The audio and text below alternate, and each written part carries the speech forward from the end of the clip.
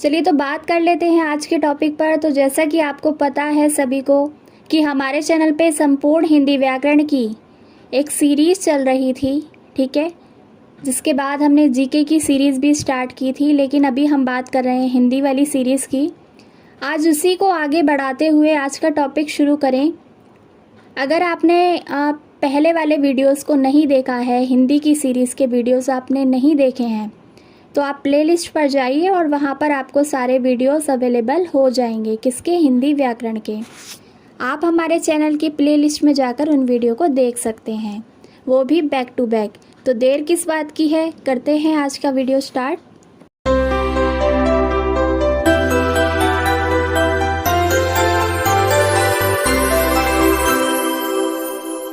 उपसर्ग। उपसर्ग बेसिकली क्या है? इंग्लिश में इसको प्रीफिक्स भी बोलते हैं। प्रीफिक्स से आपको समझ आएगा जो पहले लगे, ठीक है।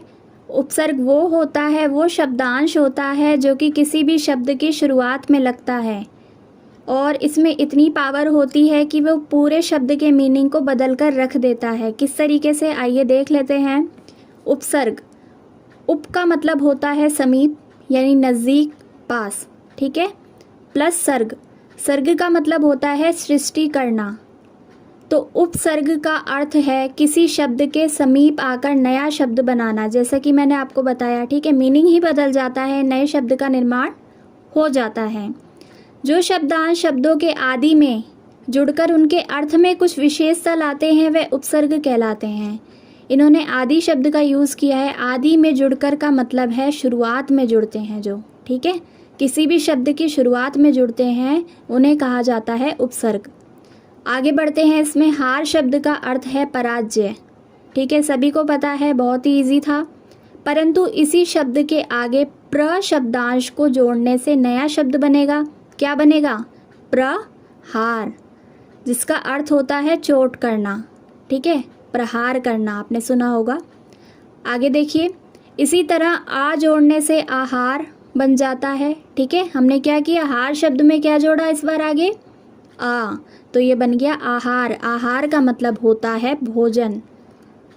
इसके बाद इसमें सम जोड़ने से क्या बनेगा? संहार। संहार का मतलब होता है विनाश, खात्मा, ठीक है।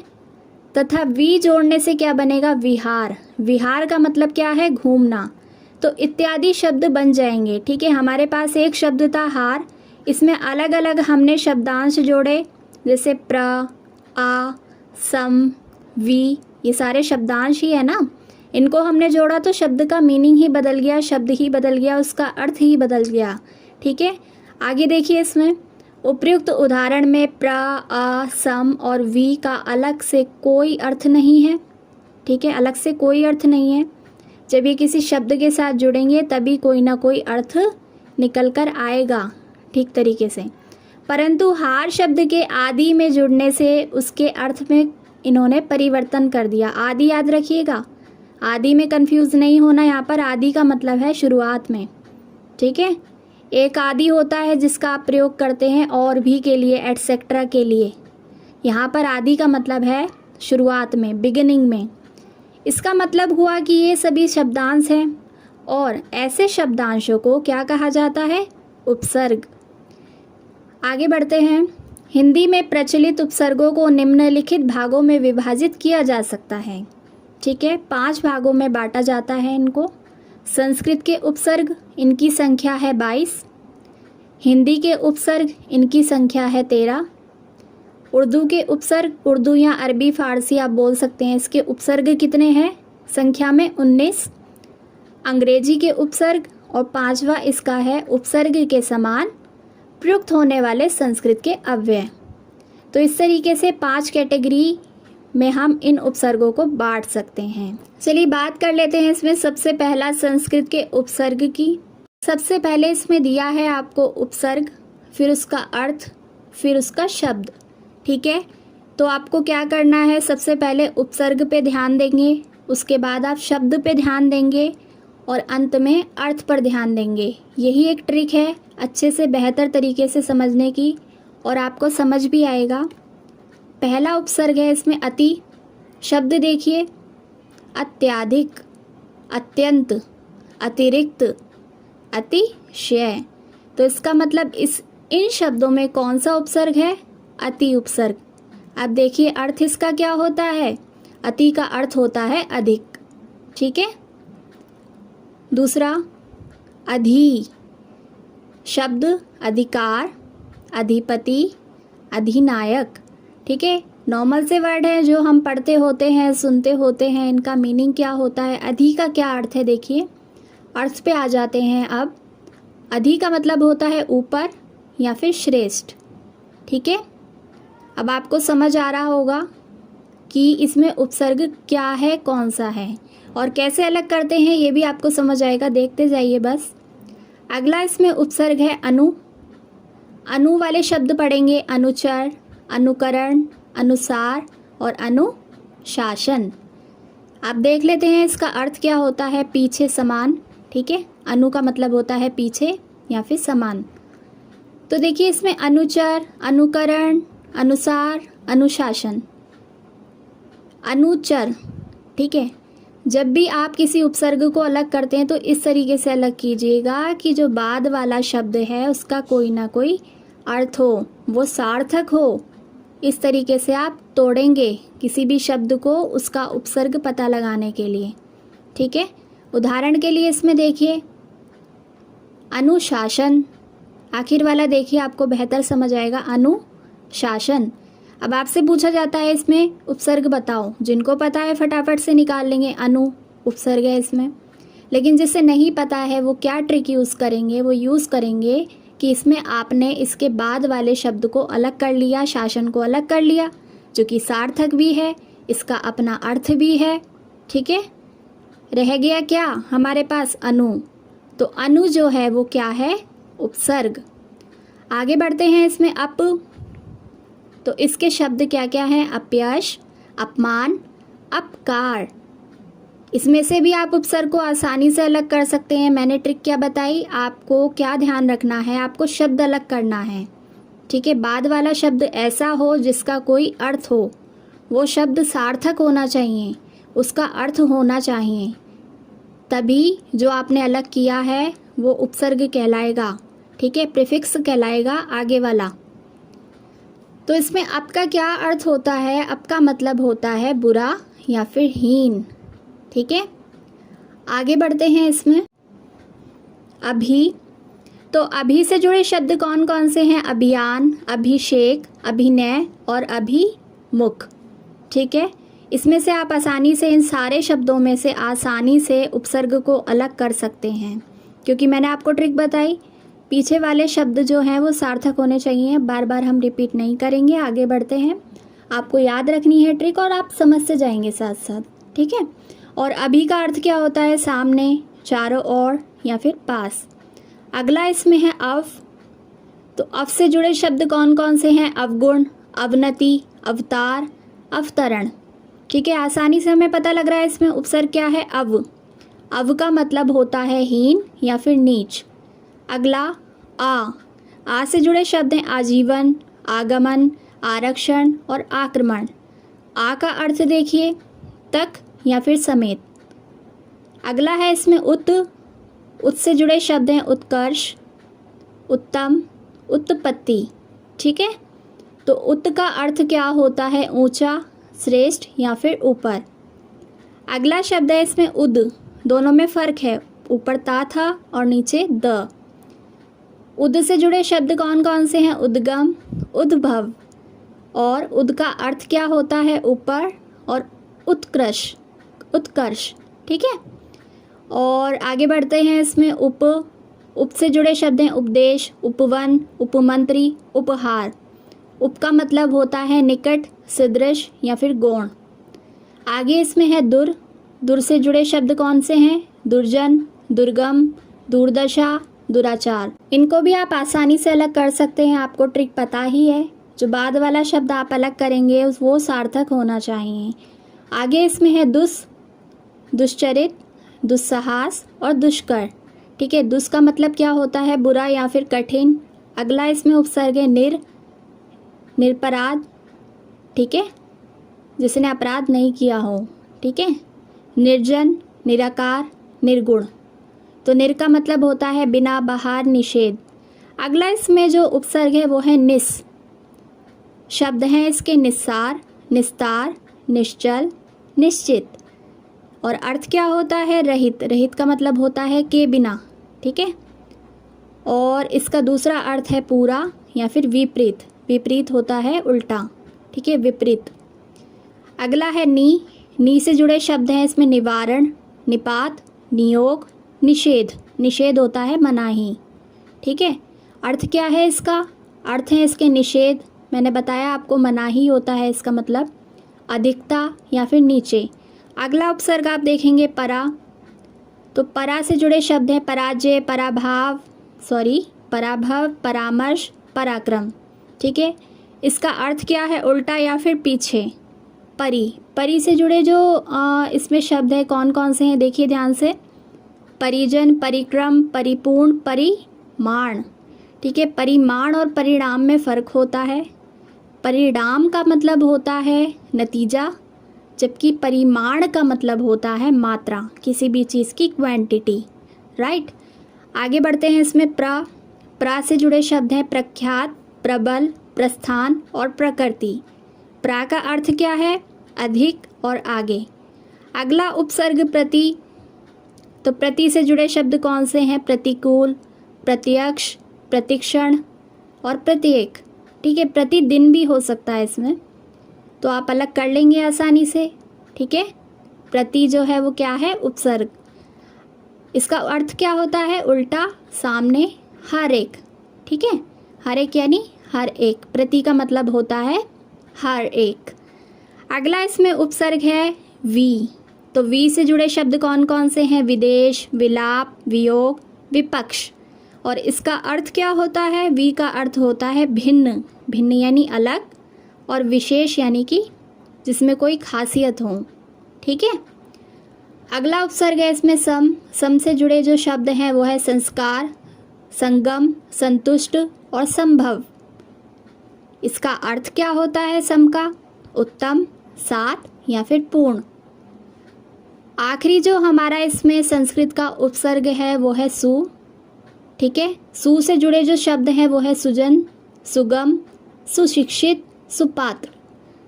तो आपको आसानी से समझ आ रहा होगा, आप समझ पा रहे होंगे कि कितना आसान है उपसर्ग को अलग करना, और आप आसानी से आइडेंटिफाई भी कर सकते हैं। और सु का अर्थ क्या होता है? अच्छा या फिर अधिक। आगे बढ़ते हैं। अगला हमारा है, देखिए सेकंड नंबर पे है हिंदी के उपसर्ग। इसमें भी हम क्या करेंगे? सबसे पहले उपसर्गों को देखेंगे, उनके शब्दों को देखेंगे, अंत में अर्थ की ओर ध्यान देंगे, ठीक है। सबसे पहला जो हिंदी का उपसर्ग है वो है आ। आ से जुड़े शब्द कौन कौन से हैं? अछूता, ठीक है, अथाह और अटल। आ का मतलब क्या होता है? अभाव, निषेध। तो आपको आसानी से समझ आ रहा होगा इसमें कौन सा उपसर्ग है?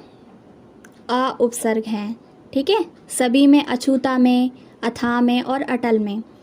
अगला देखिए इसमें अन एक और उपसर्ग है।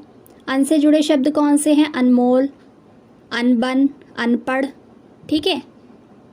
अब हम इनको अलग करेंगे किस तरह कि जो बाद वाला शब्द है, ठीक है, उसका कोई ना कोई अर्थ निकले।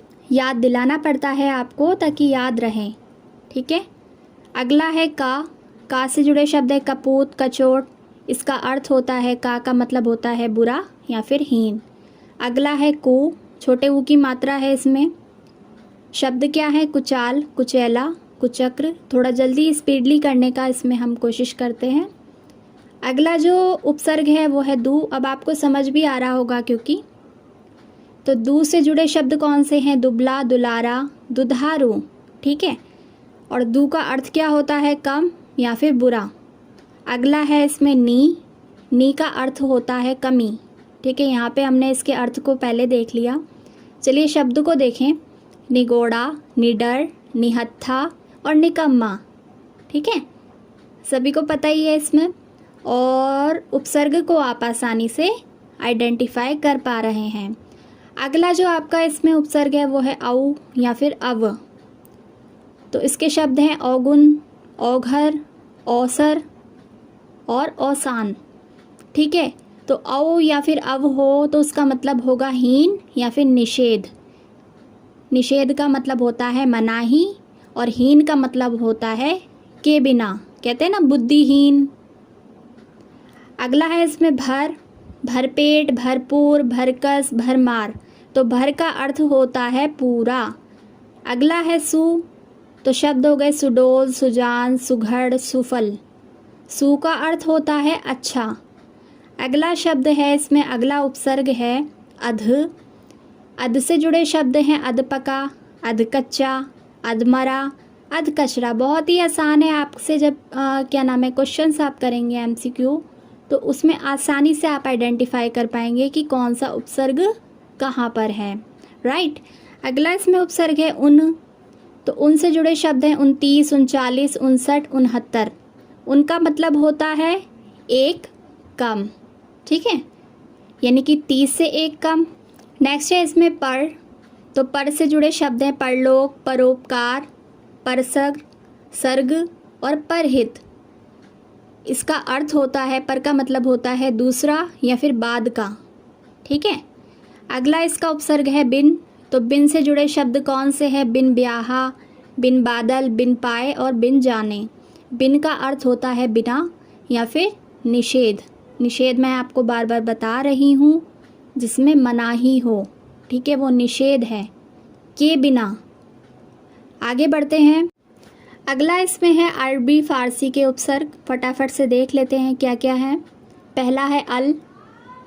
शब्द है अलबत्ता, अलगरज, अलमस्त। इसका अर्थ होता है अल का निश्चित। ठीक है, आप आसानी से अलग कर लेंगे। अगला है कम। शब्द है कम अक्ल, कमज़ोर, कम वक्त। अर्थ क्या हो जाएगा? थोड़ा या फिर हीन। अगला है खुश। शब्द है खुशनसीब, खुश नसीब, खुशखबरी, खुशहाल और खुशबू। खुश का मतलब होता है अच्छा। अगला है गैर।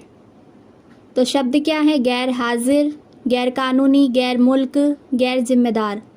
और गैर का अर्थ होता है निषेध। अगला है दर।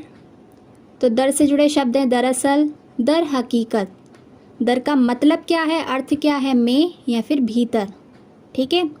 अगला है ना। शब्द है नापसंद, नासमझ, नाराज, नालायक। और इसका अर्थ क्या होता है? अभाव, जिसमें कमी हो। ठीक है, किसी भी चीज़ की कमी हो। अभाव क्या होता है? कमी। अगला है इसमें फिल या फिर फ़ी। शब्द क्या हो जाएंगे इसमें? फ़िलहाल और फ़ी आदमी। अब फ़ी का अर्थ क्या है? फिल का अर्थ क्या है? देख लीजिए। फिल मतलब होता है में, फ़ी मतलब होता है प्रति। और प्रति हम पढ़ चुके हैं। प्रति का मतलब होता है हर एक। प्रतिदिन मतलब हर दिन। अगला इसमें उपसर्ग है ब। शब्द है बनाम, बदौलत, बदस्तूर और बगैर। और बा का अर्थ क्या हुआ? और या फिर अनुसार। अगला इसमें उपसर्ग बा। आ का डंडा है ये। ठीक है, तो बा कायदा, बा इज्जत, बा अदब और बा रुसूख। अर्थ क्या हो जाएगा बा का? बा का अर्थ होता है सहित या फिर वाले। ठीक है।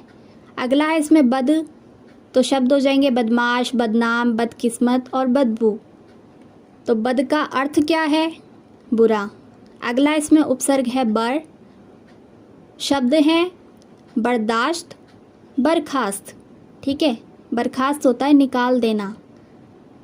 तो इसका अर्थ क्या होगा? बर का ऊपर, पर या फिर बाहर। अगला इसमें उपसर्ग है बे। शब्द है बेईमान, बेइज्जत, बेचारा और बेवकूफ़। तो बे का अर्थ क्या है? बिना।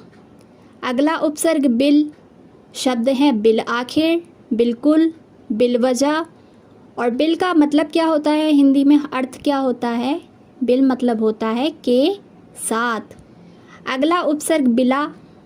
ठीक है, ध्यान से सुनते रहिए, देखते रहिए, पढ़ते रहिए। बिला।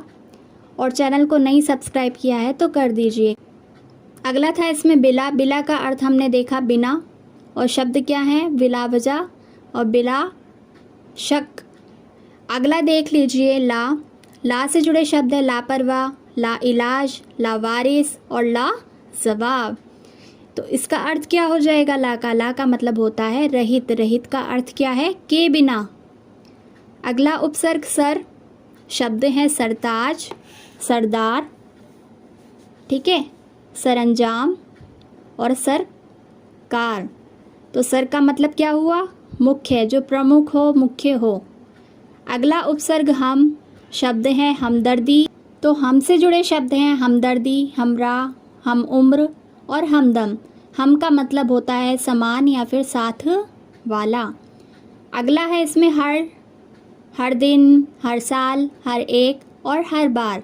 तो हर का मतलब क्या हो गया? प्रत्येक, या फिर आप कह सकते हैं प्रत्येक का मतलब हो गया हर एक। आगे बढ़ते हैं, इसमें 4th नंबर पे है अंग्रेजी के उपसर्ग। ठीक है, अभी तक हमने 3 उपसर्ग कर लिए, संस्कृत के उपसर्ग, हिंदी के उपसर्ग और अरबी फारसी के उपसर्ग। अब हम बात करेंगे अंग्रेजी के उपसर्ग की, तो ध्यान से सुनिएगा। सबसे पहले इसमें है सब, शब्द हैं सब जज, सब कमेटी, सब इंस्पेक्टर। ठीक है, सब का मतलब होता है अधीन या फिर नीचे। अगला है अंग्रेजी का उपसर्ग डिप्टी। तो डिप्टी से जुड़े शब्द आपको पता है, डिप्टी कलेक्टर, डिप्टी रजिस्ट्रार, ठीक है, और डिप्टी मिनिस्टर। तो डिप्टी का मतलब क्या होता है? सहायक। अगला है इसमें वाइस। तो इससे जुड़े शब्द कौन से हैं? वायसराय, ठीक है, वाइस चांसलर और वाइस प्रेसिडेंट। वाइस का मतलब क्या होता है? सहायक। डिप्टी का मतलब भी सहायक था और वाइस का मतलब भी सहायक। आगे बढ़ते हैं, general, general manager, general secretary. ठीक है, तो जनरल का अर्थ होता है प्रधान। अगला है चीफ, शब्द हैं chief minister, chief engineer, chief secretary. Chief का अर्थ क्या है? प्रमुख। और हेड, हेड से जुड़े शब्द क्या है? हेड मास्टर, हेड क्लर्क, और हेड का मतलब क्या है? मुख्य। तो आप आसानी से इसमें से उपसर्ग को अलग कर सकते हैं, ऐसा कुछ नहीं है कि मुश्किल है। ठीक है, अंग्रेजी का उपसर्ग आप आसानी से निकाल सकते हैं। और बाकी भाषाओं के भी अब बात कर लेते हैं आखिरी वाले अपने उपसर्ग की। देखिए क्या है, उपसर्ग के समान प्रयुक्त होने वाले संस्कृत के अव्यय। ये संस्कृत के अव्यय हैं। अभी तक हमने क्या पढ़े थे?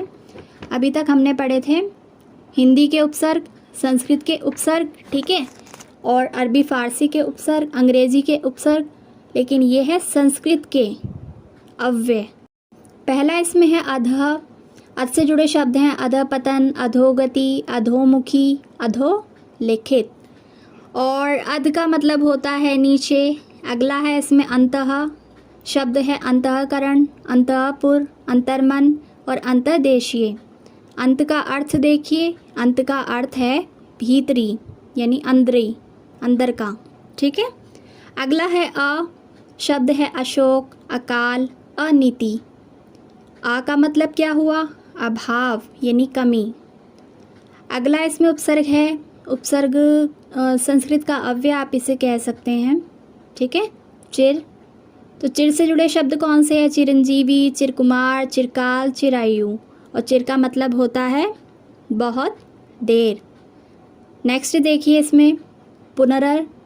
तो इसके शब्द है पुनर्जन्म, पुनर्लेखन, पुनर्जीवन। पुनर का मतलब क्या होता है? फिर से। ठीक है, आप देख रहे हैं इसमें फिर लिखा है, यानी फिर से। अगला है इसमें बहिर, शब्द है बहिर्गमन, बहिर्जगत, यानी बाहर का। ठीक है, अर्थ क्या हो जाएगा? बहिर का मतलब बाहर। अगला है सत। तो सत से जुड़े शब्द है सज्जन, सत्कर्म, सदाचार और सत्कार्य। ठीक है, ये हमने उसमें संधि विच्छेद में भी पढ़ा था। अगर आपने वो वीडियो नहीं देखी है तो आप देख लीजिएगा। और सत्य जो है वो उपसर्ग है जिसका मतलब होता है सच्चा। आगे है इसमें पुरा। तो पुरा से जुड़े शब्द हैं पुरातत्व और पुरावृत्त। पुरा का मतलब क्या होता है? पुरातन, यानी कि पुराना। अगला है इसमें सम। तो सम से जुड़े शब्द हैं समकालीन, समदर्शी, समकोण और समकालिक। ठीक है, तो सम का मतलब क्या होता है? समान। अगला है इसमें सह, सहकार, सहपाठी, सहयोगी और सहचर। सह का अर्थ होता है साथ। तो देखा आपने, आज हमने उपसर्गों पर चर्चा की और कितना इजी है किसी भी शब्द में से उपसर्ग को निकालना। बस आपको याद रखना है कि आगे वाला होता है उपसर्ग। प्रत्ययों को हम बाद में पढ़ेंगे, बाद में करेंगे अगली क्लास में।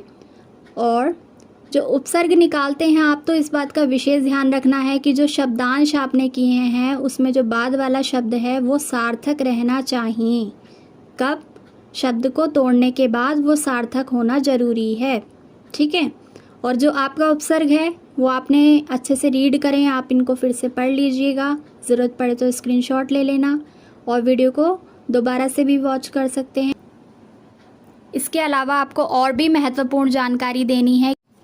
अगर आप पिछली वीडियोस को देखना चाहते हैं, उन्हें समझना चाहते हैं, पढ़ना चाहते हैं, जितनी भी हिंदी ग्रामर और जीके से रिलेटेड वीडियोस हैं, तो आप हमारे चैनल पे जाइए और वहाँ पर प्लेलिस्ट बनी हुई हैं अलग अलग, आप उन पर जाइए और वीडियोस को वॉच कर सकते हैं, वो भी back to back. Thank you for watching.